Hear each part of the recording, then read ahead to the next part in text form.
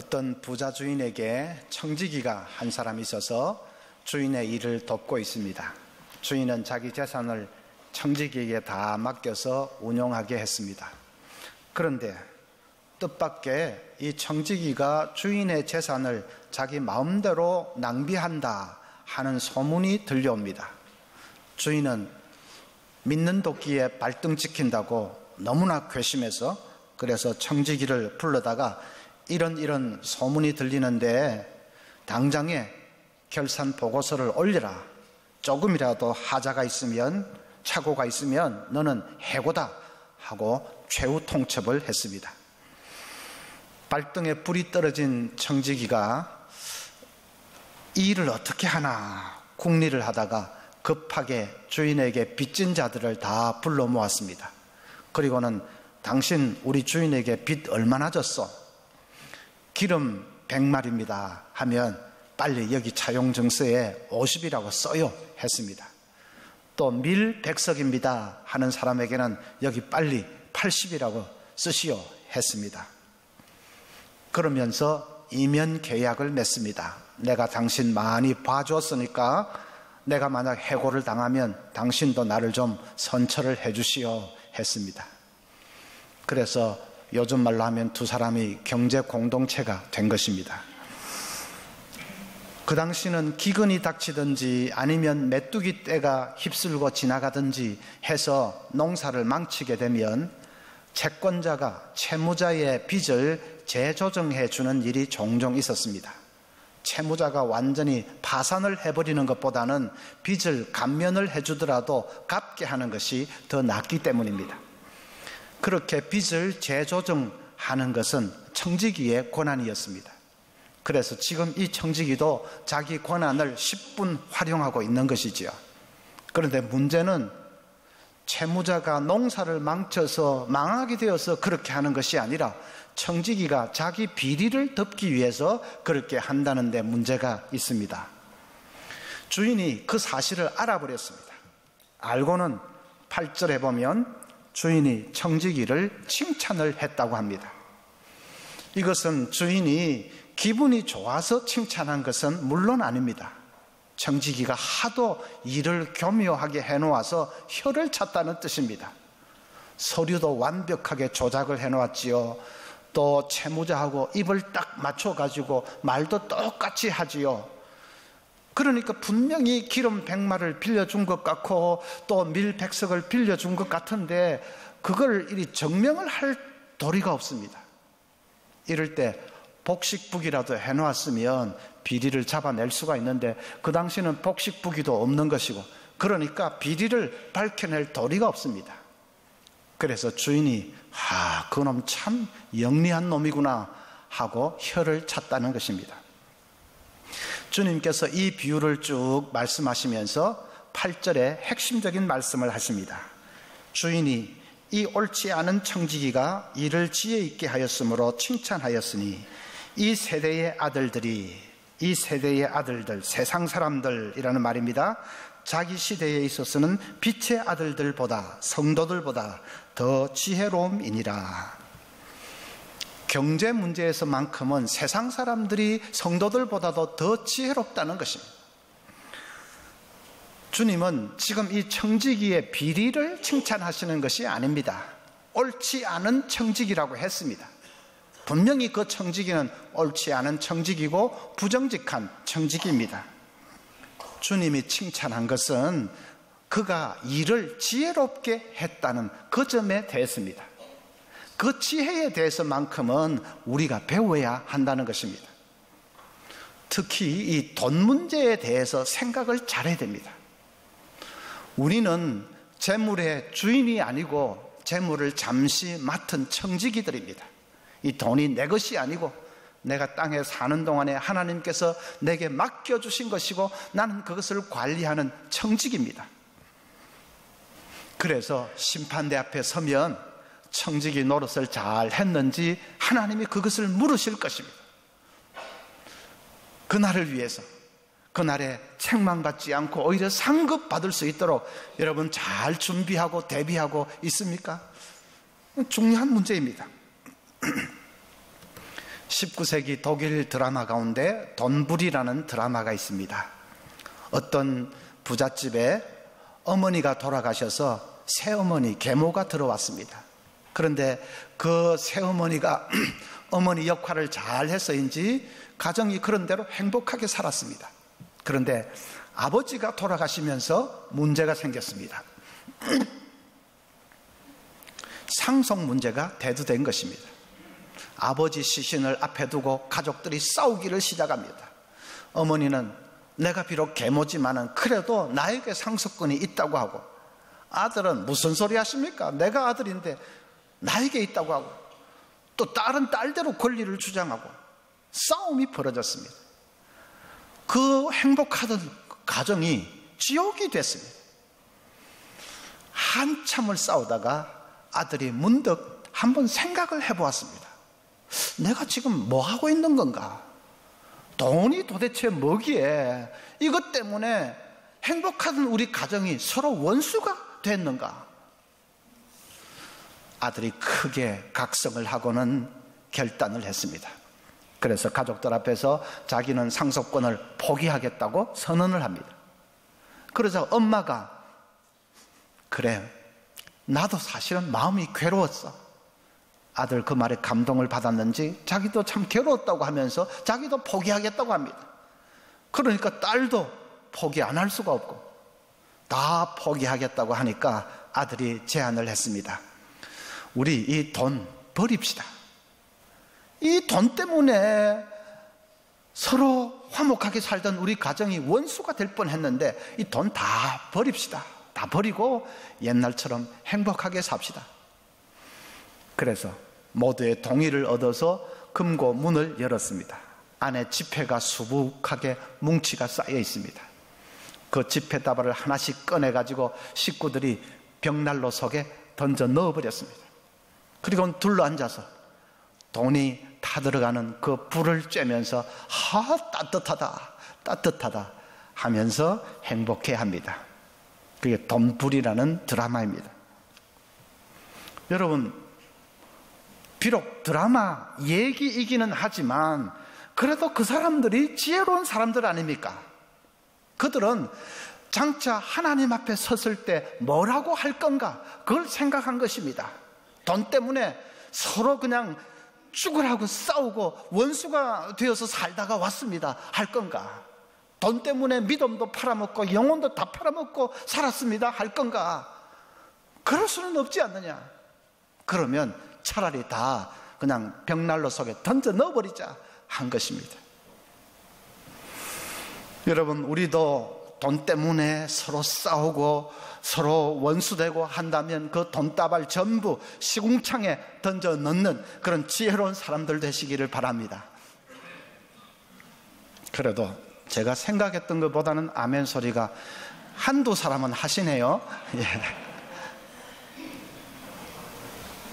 심판대 앞에 서는 그 순간을 자주 생각하셔야 됩니다. 그래서 버릴 것은 버리고 갖출 것은 갖추고 그날을 위해서 준비하면서 살아야 됩니다. 그게 지혜로운 것 아니겠습니까? 확실한 우리 미래인데 아무 대비 없다면 좀 어리석은 것이죠. 두 번째로, 청지기는 돈으로 친구를 사귀었습니다. 그는 땅에 투자하거나 무슨 집에 투자하거나 그러지 않았습니다. 사람을 사귀었습니다. 빚진 사람들 불러 모아다가 빚을 깎아주었습니다. 그리고 서로 친구가 되었습니다. 물론 부정직하게 행한 것은 잘못되었습니다만, 그러나 친구를 사귀었다 하는 것은 정말로 잘한 것입니다. 그래서 9절 보면 예수님도 말씀하십니다. 내가 너희에게 말하노니 불의의 재물로 친구를 사귀라. 불의의 재물로 친구를 사귀라 했다고 해서 불의의 재물도 괜찮다, 그런 뜻은 아닙니다. 여러분이 비유를 해석하실 때는 낱말 하나하나마다 다 의미를 주어서 해석을 하면 안 됩니다.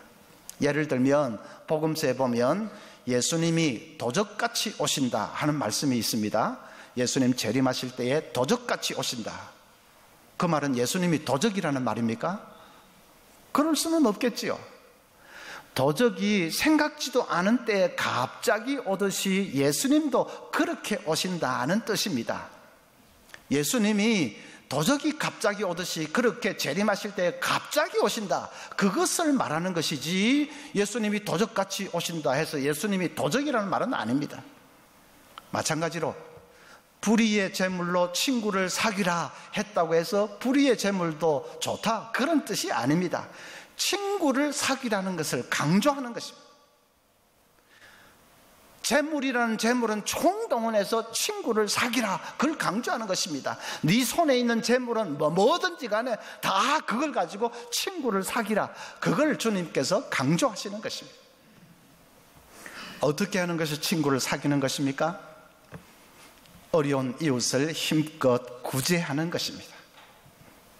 힘들고 어렵고 가난하고 소외된 그런 이웃을 힘껏 구제하고 이웃을 섬기는 것입니다. 누가복음 14장 12절부터 보면 예수님 이렇게 말씀하십니다. 또 자기를 청한 자에게 이르시되 내가 점심이나 저녁이나 베풀거든 벗이나 형제나 친척이나 부한 이웃을 청하지 말라. 두렵건대 그 사람들이 너를 도로 청하여 내게 갚음이 될까 하노라. 잔치를 베풀거든 차라리 가난한 자들과 몸 불편한 자들과 저는 자들과 맹인들을 청하라. 그리하면 그들이 갚을 것이 없으므로 내게 복이 되리니 이는 의인들의 부활 시에 내가 갚음을 받겠음이라 하시더라. 우리는 식사 자리에 사람들을 초대할 때에 관계를 맺기 위해서 초청을 합니다. 내가 한번 대접하면 저 사람도 대접할 것이고, 그래서 서로 주고 받고 하면서 인맥을 형성하고 관계를 맺기 위해서 초대를 합니다. 예수님은 그러지 말라고 하십니다. 그렇게 주고 받고 하게 되면 그건 땅에서 상을 다 받아버리는 것이다. 하늘에서 상을 받아야 되지 않겠느냐. 장차 하늘나라 갔을 때 하늘에서 상 받아야 되지 않겠느냐. 하늘에서 상을 받기 위해서는 아무 갚을 것이 없는 사람을 청해서 대접하라. 그래서 그 사람과 친구가 되라, 그렇게 말씀하십니다. 오늘 비유에도 보십시오. 9절에 보면 내가 너희에게 말하노니 불의의 제물로 친구를 사귀라.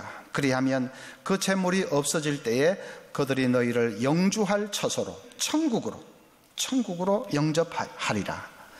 제물로 친구를 사귀면 그 사람들이 나를 천국으로 영접해 줄 것이다. 그게 무슨 뜻이죠? 예수님이 영접해 주시는 것은 알고 있는데 그 사람들이 나를 영접해 줄 것이다. 무슨 뜻입니까? 내가 장차 하나님의 심판대 앞에 서면 그 사람들이 나를 위해서 증언을 해 줄 것이라는 말입니다. 저분은 살아생전에 저에게 좋은 일을 너무 많이 하신 분입니다 하고 증언을 해 줄 것입니다. 저분은 자기 가정도 넉넉지도 않으면서 우리 가정을 틈날 때마다 보살펴주고 도와준 너무나도 고마운 분입니다 하나님 하고 하나님 앞에서 우리를 위해서 증언을 해준다는 것입니다. 그래서 그 사람들이 우리의 면류관이 되는 것입니다. 그러니까 재물로 친구를 사귀는 그것은 최고의 투자입니다. 여러분, 재물을 가지고 집 사고 땅 사고 하는 것은 필요할 때는 사기도 해야 되겠지만은, 그러나 거기에 완전히 목을 매다는 것은 그렇게 잘하는 일이 아닙니다. 현명한 일이 아닙니다. 왜냐하면 내가 세상 떠날 때 그거 싸들고 갈 수 없기 때문에, 다 연기처럼 사라지는 것이기 때문이지. 어떤 사람이 재래식 주택에 사는데 아주 옛날 집이니까 화장실이 저 밖에 마당에 한 구석에 있습니다.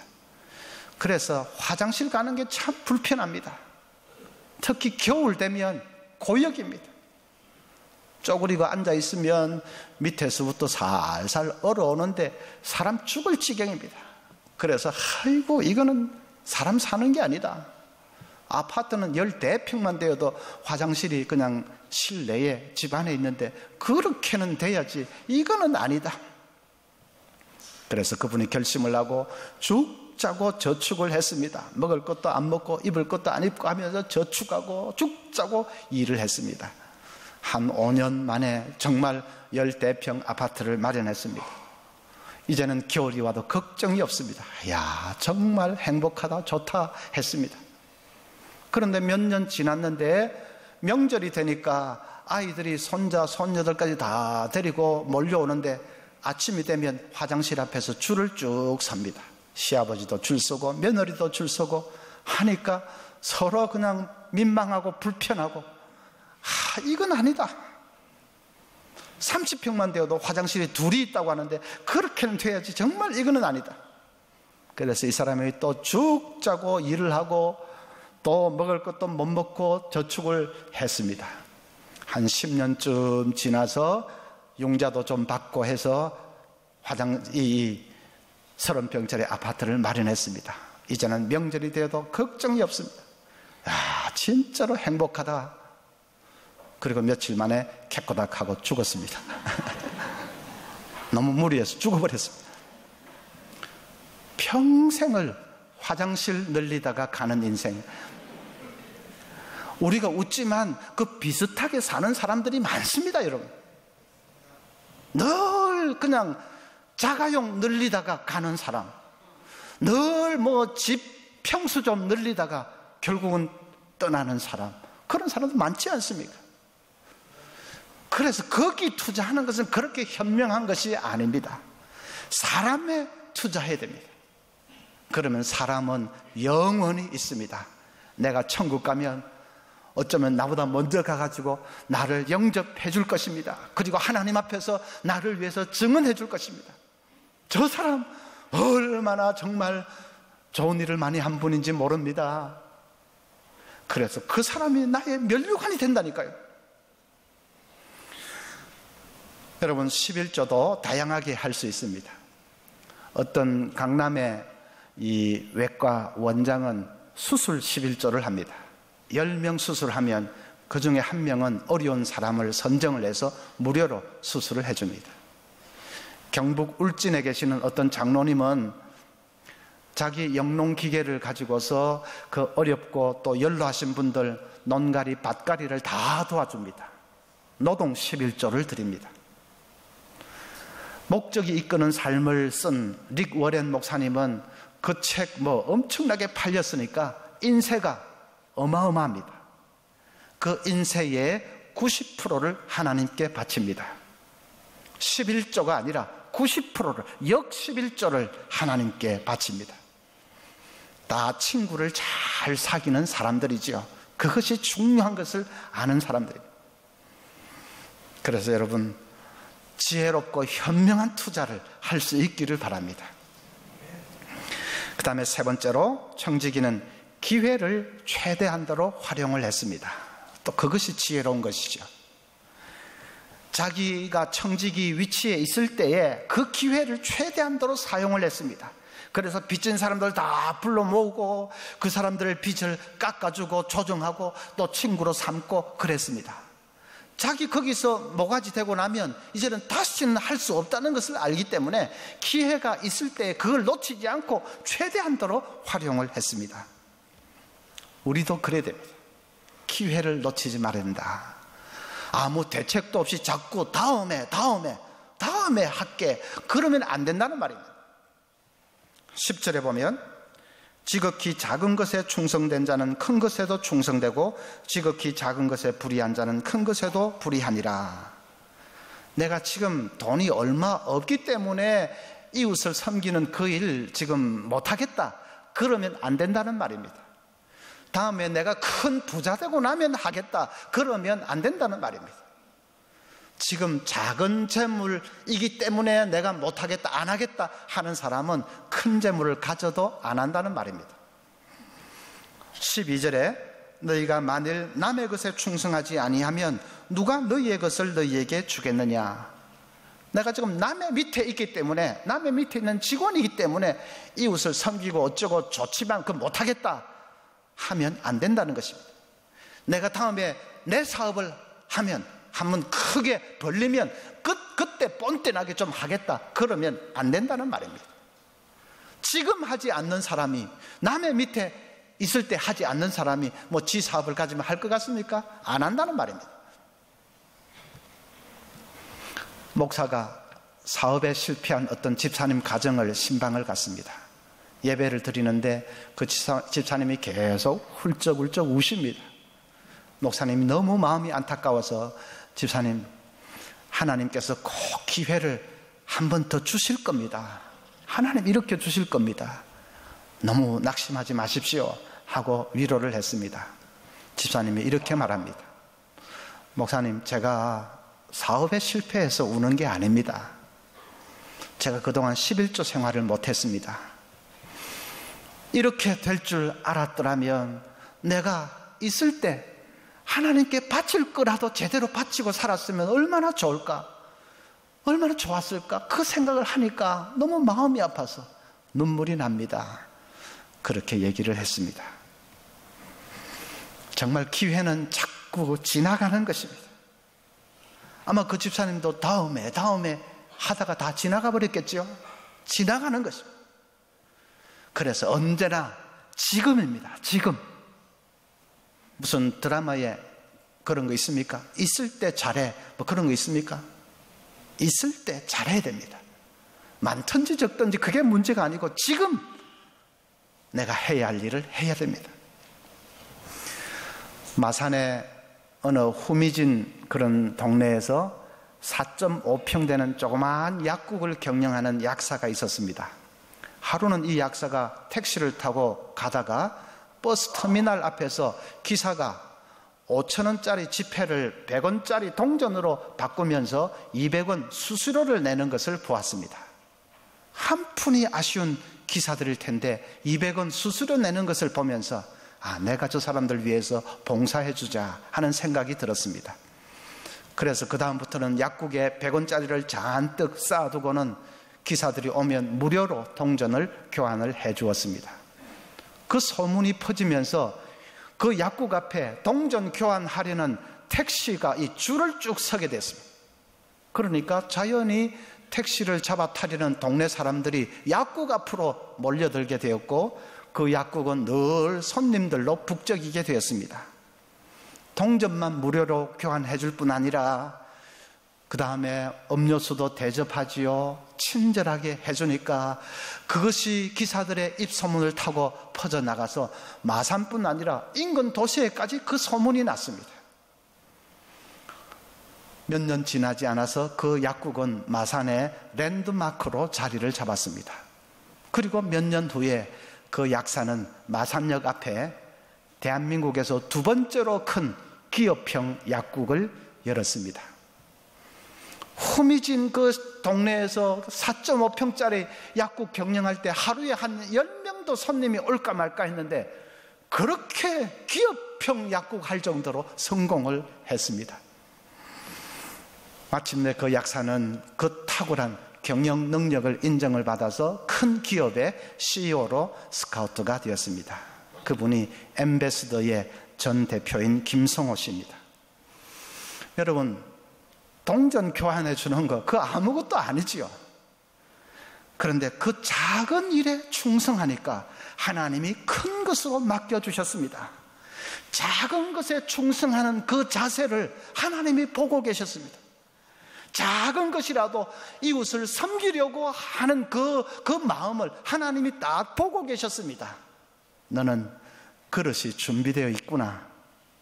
하나님이 그것을 보시고 그리고 하나님이 안심할 수 있는 사람이니까 흥청망청 자기를 위해서 낭비할 사람이 아니니까 하나님이 큰 것으로 맡겨주신 것입니다. 여러분, 우리 모두가 다 지혜로운 청지기가 될 수 있기를 바랍니다. 하나님이 내게 주신 자원을 가지고 친구를 잘 사귀고 사람을 얻는 그런 청지기가 되십시오.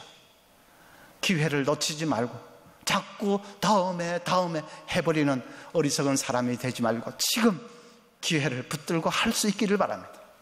그래서 하늘에 보화를 쌓아두는 진짜로 현명한 청지기가 다 될 수 있기를 바랍니다.